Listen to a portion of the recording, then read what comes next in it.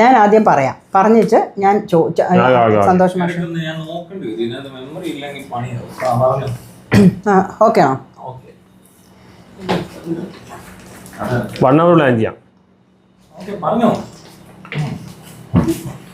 സമൂഹത്തിൻ്റെ മുമ്പിൽ എന്താ പറയുക, വളരെയധികം വൈറലായിട്ട് നിൽക്കുന്ന രണ്ട് വ്യക്തികൾ. സമൂഹം എങ്ങനെ കാണുന്നു എന്നല്ല, പ്രിയ ഷൈൻ എങ്ങനെ കാണുന്നു എന്നതാണ് എൻ്റെ ആ ഒരു ആറ്റിറ്റ്യൂഡും രീതിയൊക്കെ. അപ്പോൾ അമ്മമാരെ സ്നേഹിക്കുന്ന രണ്ട് സഹോദരങ്ങൾ. അജു മാഷേ നമസ്കാരം, സന്തോഷ് മാഷേ നമസ്കാരം. അക്കാഡമിക് ഓറിയൻറ്റഡ് ആയിട്ടുള്ള ഒരു ഫാമിലിയിൽ ജനിച്ച് ഫിലോസഫറാണ്. 3 എന്താ കിട്ടി? 3 ഇത് ഫിലോസഫിക്കലി 3 വലിയ റെക്കോർഡുകൾ കിട്ടിയ സന്തോഷ് മാഷ്.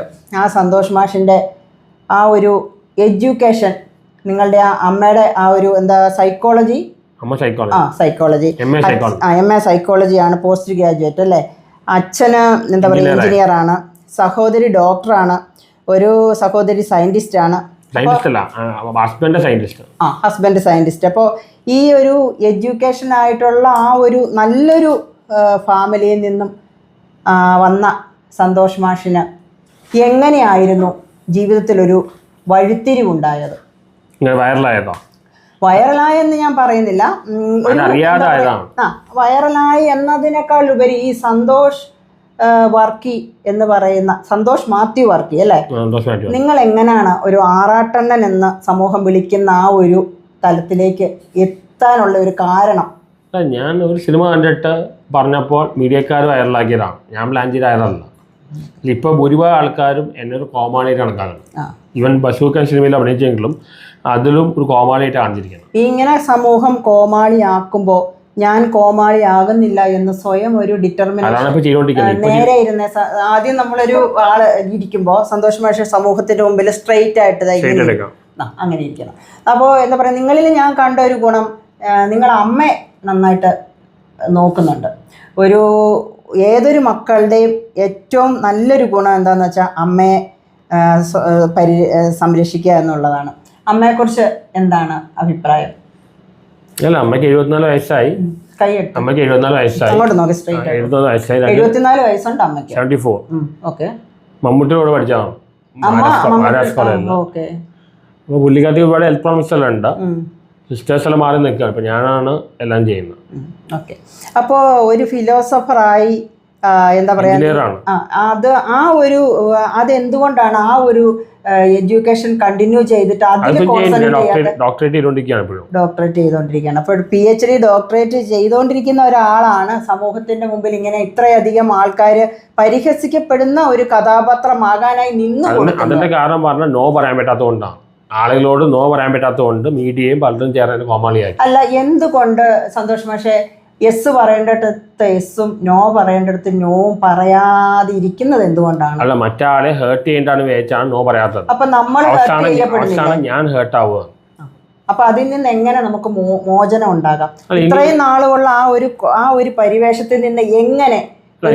ഞാൻ ഒരുപാട് പേരെ ഹെൽപ്പ് ചെയ്തു. ഇനി പോലെ ഞാൻ തീരുമാനിച്ചു ജെന്യൂൻ ആൾക്കാരെ മാത്രമേ ഹെൽപ്പ് ചെയ്യുന്നു. അപ്പൊ ഇനിയിപ്പം കുറച്ചുകൂടെ ഇത്ര നാൾ റൂൾ ബൈ ഹാർട്ടായി, കാരണം ഫാദർ മരിച്ചോടെ ഇമോഷണലായി, റൂൾ ബൈ ഹാർട്ടായി. ഇനി റൂൾ ബൈ ഹെഡ് രണ്ടും ഉപയോഗിച്ച് പോവാണ്. ഇനി ഇതുപോലെ കോമാളത്തിന് വഴി കൊടുക്കുന്നില്ല. മീഡിയ പലതും പറഞ്ഞപ്പോഴാണ് ചെയ്തത്. അവരെ ഹേർട്ട് ചെയ്യേണ്ടതാണ്, അവർ നോ പറയാൻ പറ്റാത്തതുകൊണ്ട് ചെയ്തതാണ്. ഈ നോ പറയാൻ പറ്റാത്തത് പറയാൻ പറ്റാത്ത കഴിവുകൾ കൊണ്ടല്ല, ഒരു മനുഷ്യത്വത്തിൻ്റെ പേരിൽ ചെയ്തതാണ്. അതിൻ്റെ പേരിൽ ഒരുപാട് അനുഭവിച്ചു. അതുകൊണ്ടാണ് ഞാനിപ്പോൾ ഒരു കോമാളിയെ മാറിയിരിക്കുന്നത്. സന്തോഷ് മാഷിനെ സംബന്ധിച്ച് ഞാനൊക്കെ എന്ന് പറഞ്ഞു കഴിഞ്ഞാൽ ഒരു സിനിമ കണ്ടു കഴിഞ്ഞാൽ വളരെ തീവ്രതയോടെ ആ ഫിലിം കാണുകയും, അതായത് സ്വന്തം ചെലവിൽ പോയി സിനിമ കാണുകയും ആ സിനിമയെക്കുറിച്ച് റിവ്യൂ എഴുതുകയും ചെയ്യുന്ന ഒരു വ്യക്തിയാണ് ഞാൻ. അതല്ല പറയുന്നത്. അതെന്താന്ന് വെച്ചാൽ ആൾക്കാരത് ഒരുപാട് പേരത് കണ്ടിട്ട് സിനിമ കാണാൻ പോവുകയും ഒക്കെ ചെയ്യുന്നുണ്ട്. എങ്കിലും നിങ്ങളാണ് ശരിക്കും പറഞ്ഞാൽ വൈറലായത്. ഇവിടെ വൈറലാകുന്ന നല്ല വിഷയം അല്ല, അല്ല അതല്ല ഞാൻ പറഞ്ഞത്. അപ്പൊ അത് നിങ്ങൾ അത്രയും വൈറലായ സ്ഥിതിക്ക് ഒരു സിനിമ കണ്ടിട്ട് വളരെ ഗൗരവത്തോടുകൂടി എന്തുകൊണ്ട് വിശകലനം ചെയ്യാൻ മേലെ ഇനി മുതൽ ഒരു ഗൗരവത്തോട് തന്നെ ഈ പരിവേഷം ഒന്ന് മാറ്റി പറയാനുള്ളത് സ്ട്രെയിറ്റ് ആയിട്ട് സമൂഹത്തിന് മുമ്പിൽ പറഞ്ഞിട്ട് ഒരു കാര്യഗൗരവത്തോടെ വന്നു കഴിഞ്ഞാൽ സന്തോഷ് മാത്യു വർക്കി എന്നയാൾ ബ്രില്യൻറ്റ് മാൻ എന്ന് സമൂഹം തിരിച്ചു പറയുവില്ലേ? നോക്കട്ടെ, മലയാളികൾ പൊതുവെ ഒരാളെ വളർത്താൻ സമ്മതിക്കില്ല.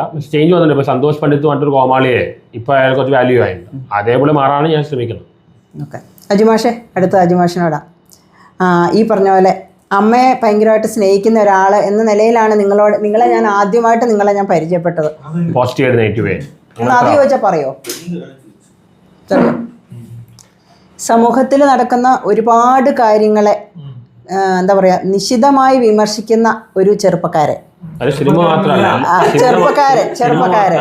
പിന്നെ എന്താ പറയാ, ആരുടെ മുഖം നോക്കാതെ എന്താ പറയാ തനിക്ക് പറയാനുള്ള കാര്യങ്ങൾ അതിശക്തമായി ഊന്നിപ്പറയുന്ന ഒരാള്.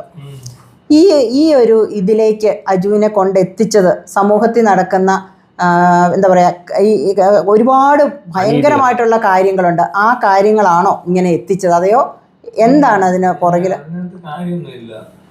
എനിക്ക് ഇങ്ങനൊരു എന്താ പറയാ എന്തെങ്കിലും കണ്ടിട്ടൊരു അഭിപ്രായം പറയണം തോന്നിയാല് അത് തോന്നുന്നത് ഒരു പ്രത്യേക ഏരിയല്ല. എപ്പോഴും ഒന്നും ഞാൻ എല്ലാത്തിനും പറയാൻ എനിക്ക് അറിയത്തില്ല.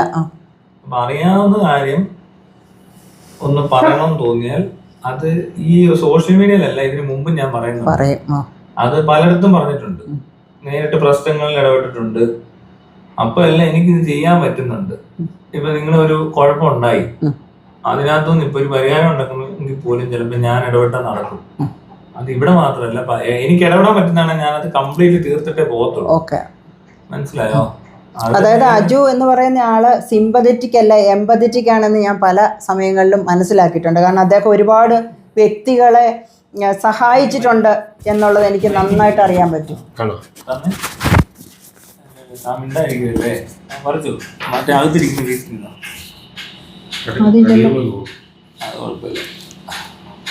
കിട്ടിയോ? മിണ്ടുന്നില്ലല്ലോ ഞാൻ. പിന്നെ ഇത് പിന്നെ അങ്ങോട്ട് ഈ പറഞ്ഞ അത്രയും കിട്ടിയോ? അത്രയും കിട്ടി. ഇപ്പൊ എമ്പതിയും സിമ്പതൈസ് ചെയ്യാറില്ല അധികവും, എമ്പതറ്റിക് ആയിരിക്കും. അത് എനിക്ക് അങ്ങനെ തോന്നിയിട്ടുള്ളൂ. അതിപ്പോ എനിക്ക് തോന്നിയ കാര്യമാണ് ഞാൻ പറഞ്ഞത്. അജു എന്ന് പറയുന്ന വ്യക്തി ഒരു എന്താ സിമ്പതറ്റിക് അല്ല എമ്പതറ്റിക് ആണ് എന്ന് എനിക്ക് പലപ്പോഴും ഈ പറഞ്ഞ പോലത്തെ ഒരു പ്രശ്നം ഉണ്ടെങ്കിൽ അത് കാണുമ്പോൾ എനിക്ക് ആ പൊസിഷനിൽ ഞാൻ എന്നെ ഒന്ന് പ്ലേസ് ചെയ്യും. അതിപ്പം പട്ടിയുടെ കാര്യത്തിൽ ചെയ്യാറുണ്ട്, പൂച്ചയുടെ കാര്യത്തിൽ ചെയ്യാറുണ്ട്. അങ്ങനെ എന്തെങ്കിലും പ്രശ്നം കണ്ടു കഴിഞ്ഞാൽ എനിക്ക് അതിനകത്ത് അങ്ങനെ ഫീൽ അടിച്ചാൽ പിന്നെ ഞാൻ അവിടെ ഇടപെടുക. ചിലപ്പോ അതിനെടുത്തുണ്ടെങ്കിൽ പോരും. ചിലപ്പോ ഈ മനുഷ്യനാണെങ്കിൽ അവിടെ ചെന്ന് നിൽക്കും, ഇതിന്റെ കൂടെ അങ്ങ് പോവും. പിന്നെ പോയിട്ട് അതൊന്ന് ഒരു പരുവാക്കാതെ അവിടെ നിന്ന് വരാൻ പറ്റത്തില്ല. അങ്ങനെ വരുമ്പോ നമുക്ക് ഭയങ്കരമായ പണനഷ്ടവും മാനഹാനിയൊക്കെ ഉണ്ടായിരിക്കും ചിലപ്പോ. അപ്പൊ ഇത് കുറച്ച് വർഷങ്ങളായിട്ട് ഞാൻ ജോലി ചെയ്യുന്ന ആളൊക്കെയാ. അപ്പൊ ഞാനൊരു 22-23 വയസ്സോട്ട് ജോലിക്ക് പോകുന്നുണ്ട്. അത് കഴിഞ്ഞ് ഗൾഫിൽ പോകുന്നുണ്ട്. പിന്നെ ഇവിടെ തിരിച്ചു വന്ന് ചില കമ്പനിയും പരിപാടിയൊക്കെ അത് നോക്കി പിന്നെ പലതും നിർത്തിക്കളഞ്ഞിടക്കി. ഇനിയിപ്പോ പുതിയത് അടുത്ത് തന്നെ 1-2 പരിപാടിയോടെ തുടങ്ങുന്നുണ്ട്. പിന്നെ ഓൾറെഡി ഒരു ചാരിറ്റബിൾ ട്രസ്റ്റ് ചെയ്തു.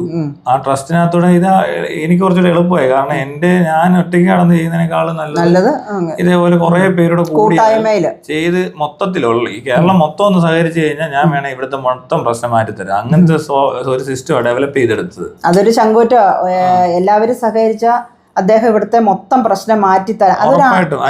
ഒരു സൊല്യൂഷനേ ഉള്ളൂ. ആ സൊല്യൂഷൻ എന്ന് പറഞ്ഞാൽ ട്രാൻസ്പെറൻസി ഫോക്കസ് ചെയ്തുകൊണ്ട് എന്ത് ചെയ്താലും നിങ്ങൾക്ക് അഴിമതി ഇല്ലാണ്ടാക്കാൻ പറ്റും. അത് ഗവൺമെന്റ് ട്രാൻസ്പെറന്റ് ആയാൽ പിന്നെ ഈ രാജ്യം രക്ഷപ്പെട്ടെന്നേ പറയത്തുള്ളൂ. കാരണം ഇവിടുത്തെ ഏറ്റവും വലിയ പ്രശ്നം കറപ്ഷനാണ്. കറപ്ഷൻ പെട്ടെന്ന് അങ്ങനെ എടുത്തടിച്ച് മാറ്റാൻ വേറെ ഒരു വഴി ഇവർക്ക് കാണിക്കാൻ പറ്റത്തില്ല. നിങ്ങൾക്ക് ഇപ്പം ഇത്രയും പിള്ളേരെ ഇന്ന് തൊട്ട് എഡ്യൂക്കേറ്റ് ചെയ്തിട്ട് നാളെ പുതിയ ഒരു തലമുറ കഴിഞ്ഞാലല്ലേ നടക്കത്തുള്ളൂ. പക്ഷെ ഇന്നത്തെ ഈ കറപ്ഷനെ ഇറാഡിക്കേറ്റ് ചെയ്യാൻ നമുക്ക് തീർച്ചയായിട്ടും ഒറ്റ സാധനം കൊണ്ട് അങ്ങനെ ഇൻസ്റ്റാൾ ചെയ്യുന്ന പോലെ വെറുതെ കൊണ്ട് വെച്ചിട്ട് ഈ ട്രാൻസ്പെറൻസിയിൽ എങ്ങനെ കൊണ്ടുവരാമെന്ന് നോക്കി കഴിഞ്ഞാൽ ഇത് എളുപ്പമാണ്. ഇപ്പോഴത്തെ ആപ്പിലും ഒക്കെ കൂടെ ഇത് കാണിച്ചെടുക്കാൻ പറ്റും. നിങ്ങൾ എന്ത് ട്രാൻസാക്ഷൻ നടന്നത്, ഇപ്പൊ ഈ യൂബർ വിളിച്ചാൽ വരുന്നത് കാണാം, സൊമാറ്റോ വിളിച്ചാൽ ഇത് കുക്ക് ചെയ്യുന്നതോട്ട് കാണാം. എന്തുകൊണ്ടാണ് നമ്മളിപ്പോൾ ഒരു ഗവൺമെന്റ് ഓഫീസിൽ കൊണ്ടുപോയി നമ്മൾ എന്തെങ്കിലും ഒരു ആവശ്യം പറയുകയോ അല്ലെങ്കിൽ കംപ്ലൈന്റ് കൊടുക്കുകയോ ചെയ്താൽ ഇതൊന്നും ഇങ്ങനെ കാണാൻ പറ്റത്തില്ല. ഇത് ട്രാക്ക് ചെയ്യുന്നൊക്കെ കാണണം നമ്മൾ. അതുപോലെ തന്നെ ഇത് ടൈം ടു ടൈം ആയിരിക്കണം ഓരോ പണി നടക്കുന്നത്. ഷെഡ്യൂൾ ചെയ്താൽ അതിനനുസരിച്ച് നടക്കണം. അത് മാനേജ് ചെയ്യാൻ വളരെ ഈസിയാണ്. അത് ഒരിക്കലും തെറ്റിക്കാൻ പറ്റത്തില്ല. ആപ്പല്ലേ നിങ്ങളെ വിളിച്ച് പറഞ്ഞുകൊണ്ടിരിക്കും അവിടെ ഹോൾഡ് ആയിട്ടുണ്ട്, ഇങ്ങോട്ട് പറഞ്ഞോളൂ. അപ്പൊ നിങ്ങളൊന്ന് വിളിച്ച് ചോദിക്കുകയോ അല്ലെങ്കിൽ മുകളിലോട്ട് അറിയിക്കുകയോ എന്താണ് ചെയ്യാം. അങ്ങനെ വേണ്ടി വരത്തില്ല. അത് എല്ലാവർക്കും ഒരുപോലെ നോട്ടിഫിക്കേഷൻ പോകും. മനസ്സിലായി? അത്രയും വേണം നമുക്ക്. അത് വളരെ സിമ്പിളാണ്. ഇവരുടെ കാറ് വരുന്ന കാണാമെങ്കിൽ ഈ പറഞ്ഞ ഏറ്റവും ഇവിടെ ഞാൻ പറഞ്ഞില്ലേ ഇവിടുത്തെ ഒരുമാതിരിപ്പെട്ട ബിസിനസ്സുകാരെയോ അല്ലെങ്കിൽ മറ്റു സ്ഥാപനം നടത്തുന്നവരെയോ ഒന്നും പിടിക്കലല്ല എൻ്റെ ആവശ്യം. ഇവിടെ ഒരു പാലം പൊളിയ വീടായിരിക്കണം, റോഡ് മര്യാദ കിടക്കണം, അല്ലാതെ വേറൊന്നും നമ്മൾ ഉദ്ദേശിക്കുന്നില്ല. മനസ്സിലായോ? അതുപോലെ തന്നെ ഈ പറഞ്ഞ പോലെ ഈ അഴിമതി, പിന്നെന്തുവാ ഈ കൈക്കൂലി, കള്ളക്കേസ്, ഇതെല്ലാം നിർത്തുമെന്ന് പറഞ്ഞാൽ അത് 100% നിന്ന് പോകും. അത് അങ്ങനെയാ സിസ്റ്റം. ട്രാൻസ്പെറൻസി ചുമ്മാ ആലോചിച്ചാൽ മതി എങ്ങനെ ട്രാൻസ്പെറന്റ് ആവും. എന്റെ കൂടെ ആൾക്കാർ നിന്നാൽ ഞാൻ ഈ സമൂഹത്തിലെ എല്ലാം മാറ്റും. പിന്നെ ആരും ആരുടെയും കൂടെ നിൽക്കത്തില്ല. പിന്നെ ഇതിനകത്ത് ഈ ഒരു കൺസെപ്റ്റ് ഇല്ലേ, ആ കോൺസെപ്റ്റ് നമ്മൾ ഇംപ്ലിമെന്റ് ചെയ്യാൻ വേണ്ടിട്ടൊന്ന് ചിന്തിച്ചു തുടങ്ങിയാൽ, അല്ലാതെ ഇവിടെ ആരും ആരുടെയും കൂടെ നിൽക്കുന്നില്ല, ആരും ആരെയും സഹായിക്കണ്ട, ആർക്കും ആരുടെയൊക്കെ വലുതും ചെറുതും ആകാൻ പറ്റത്തില്ല. കാരണം എന്താ, എല്ലാവർക്കും അതിൻ്റെതായ രീതിയിൽ ഇത് ഈ പറഞ്ഞ പോലെ പൈസയാണെങ്കിൽ പൈസ, സൗകര്യങ്ങളൊക്കെ നല്ല തന്നെത്താനെ വരുക. അല്ലാതെ നമ്മൾ അതിനകത്ത് കയറി കിടന്ന് ഒത്തിരി ചെയ്യണ്ട. ഇതൊരു 5 വർഷം ഓടിയാൽ തന്നെ ഇവിടെ ഉണ്ടാക്കാൻ പോകുന്ന ലാഭവും ആൾക്കാരുടെ ഹാപ്പിനെസ് ഇൻഡെക്സ് ഈ സാധനം എല്ലാം കയറിപ്പോകും. കാരണം നിങ്ങളെ പറ്റിയുള്ള കാര്യങ്ങൾ സ്കൂൾ തൊട്ട് ലോകം മൊത്തം കാണുക. നിങ്ങൾ കരിയർ ഡെവലപ്പ് ആവുന്ന കാണും, നിങ്ങൾ ആശുപത്രി കിടന്ന് അതിനെപ്പറ്റി മൊത്തത്തിൽ അങ്ങനെ കാണിക്കുമെന്നല്ല ഞാൻ പറഞ്ഞത്. ഓരോ കാര്യങ്ങളുണ്ടല്ലോ. ഇപ്പൊ ഇവിടെ നിന്ന് ചുമ്മാ നിങ്ങൾക്ക് ഇപ്പോൾ മെഡിക്കൽ കോളേജിൽ ഒരു ബെഡ് ഉണ്ടോ, ഏത് ഡോക്ടർ വെഹിക്കൽ, ഇതെല്ലാം കൃത്യമായിട്ട് ടൈം ടു ടൈം അറിയാൻ പറ്റും. നിങ്ങൾക്ക് അടുത്ത ആ സമയത്ത് ബുക്ക് ചെയ്ത് അവിടെ കിട്ടും, ഇവിടെ ബെഡ് ഉണ്ടെന്നറിയാം. ഇതിന് മറ്റേ ശുപാർശ, റെക്കമെൻഡേഷൻ, ഈ പരിപാടി ഒന്നും പിന്നെ ഇല്ല. എല്ലാവർക്കും കിട്ടിക്കൊണ്ടിരിക്കണം. മനസ്സിലായി? ഈ ലോകത്തുള്ള എവിടെ വേണേലും, ലോകത്തൊന്നല്ല, ഇപ്പൊ കേരളത്തിലുള്ള സകല ആശുപത്രിയിലെയും ബെഡ് അറിയാൻ പറ്റണം. പിന്നെ ഓൾഡ് ഏജ് ഹോം ആണെങ്കിൽ അവിടെ എല്ലാം CCTV monitored area, school monitored, ഈ റിപ്പോർട്ട്സ്, ഇതെല്ലാം റിപ്പോർട്ടൊക്കെ കൊടുക്കുമ്പോൾ നാട്ടുകാരെ മൊത്തം കാണിക്കണ്ട. അത് പേരൻസിനും ടീച്ചേഴ്സിനും ഒക്കെ വേണ്ടപ്പെട്ടവർ ആരൊക്കെയാണോ കാണേണ്ടത് അവർക്കെല്ലാം കാണിക്കാൻ പരുവത്തിന് അപ്രൂവ്ഡ് ആയിട്ടുള്ള ആളുകളെ വെച്ചിട്ട് ചെയ്തുകൊണ്ടിരുന്നു കഴിഞ്ഞാൽ ഒരു കൊച്ചിന്റെ ഡെവലപ്മെന്റ്, ഈ പറഞ്ഞ പോലത്തെ സൈക്കോളജി കൗൺസിലേഴ്സ്, സൈക്കാട്രിക്, ഈ പറഞ്ഞ പോലത്തെ കുട്ടികളെയൊക്കെ അങ്ങനെ മോണിറ്ററിങ്, ഇതെല്ലാം വേണ്ടതാണ് ഇവിടെ. ഈ സൈക്കാട്രിക് പ്രോബ്ലം കൊണ്ട് ആൾക്കാർ ഇപ്പോൾ തന്തയുടെ തലയടിച്ച് പൊട്ടിച്ച് കൊന്നു കഴിയുമ്പോൾ അത് MDMA, കഞ്ചാവാ, കള്ള, ഏതാ എന്താ എന്നറിയാതെ മീഡിയ കിടന്ന് സംസാരിക്കും.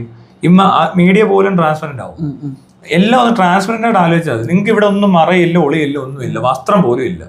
നിങ്ങൾക്ക് ഒരു സാധനം ചിലപ്പോൾ എടുത്തോണ്ട് ഈ സാധനം ഇവിടുന്ന് എടുത്തോണ്ട് ഓടാൻ പറ്റും, പക്ഷെ അധികം ദൂരം പോകാൻ പറ്റത്തില്ല. നിങ്ങൾക്ക് ഒരു സാധനവും മറച്ചു വെക്കാൻ പറ്റത്തില്ല, അത്രേ ഉള്ളൂ. നിങ്ങൾ എടുക്കത്തില്ലെന്ന് ഞാൻ പറയത്തില്ല. ചിലർ എടുത്തോണ്ട് ഓടാനൊക്കെ നോക്കുമായിരിക്കും, അവരുടെ ബുദ്ധിമുട്ടെന്നല്ല പറഞ്ഞാൽ എന്തെങ്കിലും മാനസിക പ്രശ്നം ഉണ്ടെങ്കിലും ഓടും, അല്ലാതെ അവർക്ക് ബുദ്ധിമുട്ടില്ല ശരിക്കും. അവരഥവാ എന്തെങ്കിലും എടുത്തോണ്ട് പോയാൽ ഇച്ചിരി ദൂരത്തിനുള്ളിൽ അത് അറിയുന്നു, തിരിച്ചു വെപ്പിക്കുന്നു, അയാളെ എന്താണ് സഹായിക്കേണ്ടത് അത് ചെയ്യുന്നു. സിമ്പിൾ. ഇതിനകത്ത് കൂടുതൽ ഒന്നും ആലോചിക്കേണ്ട, എല്ലാം ട്രാൻസ്പെറന്റ് ആണെന്ന് വിചാരിക്കുക. നമ്മൾ എല്ലാം അങ്ങനെ പറഞ്ഞു കഴിഞ്ഞാൽ പേഴ്സണൽ ലൈഫ് ഒന്നും അല്ല, ഓഫീസ്, ഈ പറഞ്ഞ പോലത്തെ കാര്യങ്ങൾ. ഫണ്ട് മാനേജ്മെന്റ് ഞാനിപ്പോ ചെയ്തേക്കുന്നത് ഏതാ, ഈ ചാരിറ്റിയിൽ fund raising and fund management transparent ആക്കി. അപ്പൊ എല്ലാവർക്കും കാണാൻ പറ്റും കിട്ടിയത് എത്ര, കൊടുത്തത് എത്ര, ബില്ല് എന്ത്, അവർക്കുണ്ടായ പ്രോഗ്രസ് എന്ത്, ഇയാൾ ജീവിച്ചിരിച്ചോ മരിച്ചോ എല്ലാം കൃത്യമായിട്ട് കാണിക്കും. അവരുടെ വീടും അന്തരീക്ഷം, അവരുടെ വീട്ടിൽ പോയിരുന്ന നമ്മൾ ഓഡിറ്റ് ചെയ്യുന്നത്. അയാൾക്ക് ഇത്ര കിട്ടിയത് എന്തിനെ, കൊടുത്തത് എന്തിനെ, ഓരോ ബില്ലെടുത്തൊക്കെ വെച്ച് സംസാരിക്കുന്നത് വലിയൊരു വീഡിയോ ഒക്കെ ആയിരിക്കും. പക്ഷെ ആ വീഡിയോ ഒക്കെ കാണിക്കാൻ വേണം, നല്ല വീഡിയോ. അപ്പൊ അങ്ങനെയൊക്കെ ചെയ്തെടുക്കും. അപ്പൊ എല്ലാം ക്ലിയർ ആണ്, ആൾക്ക് കണ്ട് എല്ലാവർക്കും മനസ്സിലാവും. ഇവിടെ അത്രയും ഫെസിലിറ്റി ഉണ്ട്. നമുക്ക് വീഡിയോ എടുക്കുവോ, വെബ്സൈറ്റിൽ അപ്ലോഡ് ചെയ്യുവോ, കണ്ടോണ്ട് ലൈവ് കണ്ടോണ്ടിരിക്കുവോ, എന്തുകൊണ്ട് ചെയ്യാം. എന്താ ചെയ്യാത്ത ഇതുപോലൊരു ഐഡിയ ഞാൻ പറഞ്ഞായിരുന്നു, മാസ് സർവൈലൻസ്. ഞാൻ പഠിക്കുമ്പോൾ ഇറങ്ങിയ ഐഡിയ. അത് ഇവിടെ ഇംപ്ലിമെന്റ് ചെയ്യാൻ ബുദ്ധിമുട്ടാണ്, പ്രൈവസി പ്രോബ്ലം മറ്റുള്ള. ആ സിസ്റ്റം പറഞ്ഞു കഴിഞ്ഞാൽ ടെക്നിക്കലായിട്ടുള്ളതാണ്. അതായത് മുഴുവൻ മോണിറ്റർ ചെയ്യുക. പേഴ്സണൽ ആയിട്ടുള്ള വീഡിയോസ് നമുക്ക് വേറെ സ്ഥലത്ത് സ്റ്റോർ ചെയ്യാൻ പറ്റും. ഡിജിറ്റലി മെയ്ഡ് പ്രൊസസ്സർ സംഭവം അത് വെച്ചാൽ ചെയ്യാൻ പറ്റും. ബാക്കിയെല്ലാം മോണിറ്റർ ചെയ്യും. അങ്ങനെ മോണിറ്റർ ചെയ്യുകയാണെങ്കിൽ ഒരു ക്രൈം നടക്കില്ല. ഇവിടെ ക്രൈം ഉണ്ടായിട്ടാണ് പണിഷ് ചെയ്യുന്നത്. ക്രൈം അവോയ്ഡ് ചെയ്യുന്നത്. ക്രൈം ഉണ്ടായിട്ട് പണിഷ് ചെയ്യുന്നത് റിവെഞ്ചാണ്. ക്രൈം ഉണ്ടായിട്ട് പണിഷ്മെന്റ് ചെയ്യുന്നതിനെക്കാട്ടും നല്ലത് ക്രൈം ഉണ്ടാകാതെ അവോയ്ഡ് ചെയ്യണം. വളരെ ബ്രില്യന്റ് ആയിട്ടുള്ള ഒരു ഇതാണ്. പുള്ളി പറഞ്ഞു ഇവിടുത്തെ പ്രൈവസി ലോസ് സംഭവിക്കുമെന്ന് അറിയില്ലോ. ചൈനയിൽ ഇതുണ്ട്, മാസ് സർവൈലൻസ് കൊണ്ടുവന്നാൽ ഇവിടുത്തെ ഈ പറയുന്ന ട്രാൻസ്പെറൻസി കൊണ്ടുവരാൻ പറ്റും. പിന്നെ അഴിമതി ഉണ്ടാവില്ല, ക്രൈം ഉണ്ടാവില്ല, ഒന്നും ഉണ്ടാവില്ല. എന്നാൽ പേഴ്സണൽ ആയിട്ടുള്ള വീഡിയോസ് ആണെങ്കിലോ വേറെ ഇതിൽ സേവ് ചെയ്യാൻ പറ്റും. ഡിജിറ്റൽ പ്രോസസ്സിംഗ് ഒന്നും ചെയ്ത് കഴിഞ്ഞാൽ വേറെ സേവ് ചെയ്യാം, അത് എടുക്കൂല. ഇങ്ങനെ ചെയ്ത് കേരളം മുഴുവൻ സർവൈലൻസ് കൊണ്ടുവരാം. ടെക്നിക്കലി ഞാൻ പറഞ്ഞത് ഈ ട്രാൻസ്പെറൻസി വരുമ്പോൾ സർവൈലൻസിന്റെ ആവശ്യം വരത്തില്ല. എന്താണെന്നറിയോ, നമ്മൾ ട്രാൻസ്പെറന്റ് ആയിട്ട് ഒരു സാധനം ട്രീറ്റ് ചെയ്ത് തുടങ്ങുമെന്ന് വിചാരിച്ചോ, ഈ കൺസെപ്റ്റ് നമ്മുടെ തലയിലുണ്ടെന്ന് വിചാരിക്കുക. നിങ്ങൾക്കറിയാം നിങ്ങൾ ചെയ്യുന്ന എല്ലാം ഒന്നും മോണിറ്റർ ചെയ്യത്തില്ല, പക്ഷെ നിങ്ങളുടെ ട്രാൻസാക്ഷൻസ്, അതായത് പണമിടപാടാണ് ഏറ്റവും പ്രശ്നമുള്ളത്. പിന്നുള്ളത് തൊഴിലിടം, പിന്നുള്ളത് ആരോഗ്യം. ഇങ്ങനെയുള്ള മേഖലകളിൽ നമ്മൾ ട്രാൻസ്പെറന്റ് ആയിട്ട് പരിപാടികൾ ഡീൽ ചെയ്ത് തുടങ്ങുമെന്ന് വിചാരിക്കുക. സ്റ്റുഡൻസിനെ അടക്കം നമ്മൾ മോണിറ്റർ ചെയ്യുന്നത് അങ്ങനെയാണ്. അപ്പോൾ നമുക്ക് ഈ ക്രൈം എങ്ങനെ തടയുന്നതെന്ന് വെച്ചാൽ, ഈ ക്രൈം വരുന്നത് എങ്ങനെയാ, ഈ പറഞ്ഞ ആളുകളുടെ ക്യാരക്ടറിൽ നിന്നാണ്. ഇതൊക്കെ കൃത്യമായിട്ട് മോണിറ്റർ ചെയ്ത് അവരവരെ മാറ്റി, ഈ പറഞ്ഞ പോലെ എന്തുകൊണ്ട് സ്കാൻഡിനേവിയൻ കൺട്രീസിൽ ക്രൈം കുറഞ്ഞു, അല്ലെ നെതർലൻഡ്സിൽ ക്രൈം ഇല്ല, മറ്റിടത്ത് ക്രൈം ഇല്ല, സ്വീഡനിൽ കുറഞ്ഞു, അത് കുറഞ്ഞു, ഇത് പലതും പറയാറുണ്ട്. പക്ഷേ ഇവിടെ ഇത് കുറയുന്ന എങ്ങനെയാന്ന് വെച്ചാൽ അത് ഇങ്ങനെയാ, ജയിലിൽ ആളില്ലാതായത്. അല്ലാതെ അവിടെ ഉള്ളവര് ക്രൈംസ് ചെയ്യാനുള്ള അവസരങ്ങളും കുറഞ്ഞു, പഠിപ്പിച്ച രീതി മാറി, ഈ കുട്ടികളെ കൃത്യമായിട്ട് മോണിറ്റർ ചെയ്യണം. അതുപോലെ തന്നെ പേരൻസിന്റെ കാര്യങ്ങൾ ഈ തരത്തിൽ മാനേജ് ചെയ്താൽ മാത്രമേ ഇത് നിൽക്കത്തുള്ളൂ. അല്ലാതെ ഈ തലമുറ ഇങ്ങനെ പൊട്ടത്തരം പഠിച്ചും ഈ മണ്ട സിനിമകൾ കണ്ടുമൊക്കെ വളരുന്നത്.